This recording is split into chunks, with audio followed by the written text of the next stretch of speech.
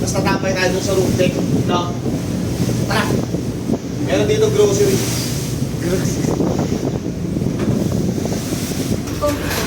Babae mo, pero pala ba? Wala. Di, wala daw babae pala ba? Di. So yun, wala daw babae pala ba dito guys. Daddy, 120. Ano ka niyo Starbucks na yan? Hindi, joke lang. 120 para sa tatlong cup. Yes, sir. 40 isa? Yes. Ay, milk tea. Huwag ka na magkape. Ako sa batang kape. Ano na ate? Green. Dito yung kape sa 40. So parang nag-milk tea. Tropa ko yan, sabihin mo si Ngopax. Bakit na naman? Sabi, bilis sa'yo magpapatakbo. Munti ka mong tumama, akala ko Starbucks. Starbucks pala. Di ba?